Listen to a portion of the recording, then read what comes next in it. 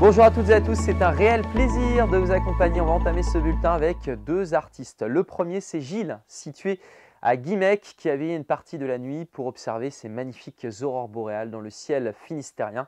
Et de l'autre côté de la rivière Morlaix, voici Mathieu et ce ciel rose. Une nouvelle fois, ce sont les aurores boréales observées à Carantec. Et d'ailleurs, l'année 2024 pourrait être favorable à ce phénomène.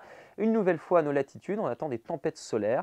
D'habitude, on scrute plutôt les aurores boréales au niveau du pôle. Voici maintenant Plougoumlin avec une alternance de passages nuageux d'éclaircies avec parfois quelques averses. Il reste encore des stigmates dans le Morbihan de la tempête Kiaran qui a circulé dans la nuit de mercredi à jeudi. Les arbres jonchent encore le sol, les lignes électriques sont touchées et pourtant les agents d'Enedis sont sur le pont depuis maintenant plusieurs jours. Leur travail est formidable. On est passé de quasiment 800 000 foyers privés d'électricité, un record, à 82 000 foyers privés d'électricité pour cette journée de lundi. On observe l'animation satellite encore avec beaucoup d'animosité sur l'Atlantique avec cette profonde dépression qui se creuse au sud du Groenland.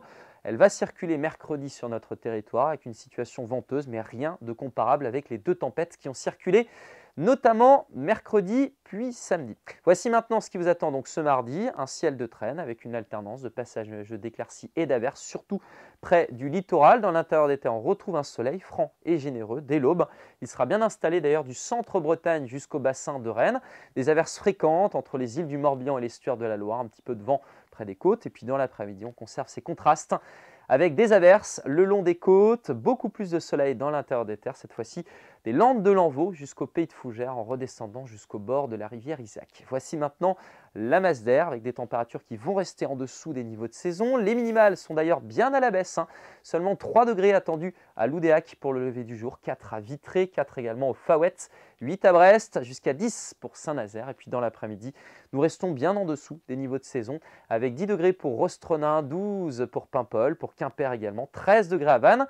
Même chose à Rennes. Voici maintenant votre tendance et la fameuse perturbation qui traverse la Bretagne pour la journée de mercredi. Accentuation du vent avec des vitesses entre 60 et 90 km/h. Les pluies seront plus soutenues dans sa partie sud.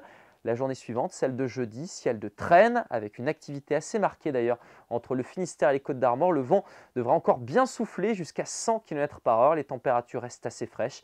Et puis par la suite, les conditions météo restent changeantes avec des averses surtout près des côtes et une nouvelle perturbation attendue pour samedi. Je vous laisse avec Sébastien Decaux dès demain. Très belle journée.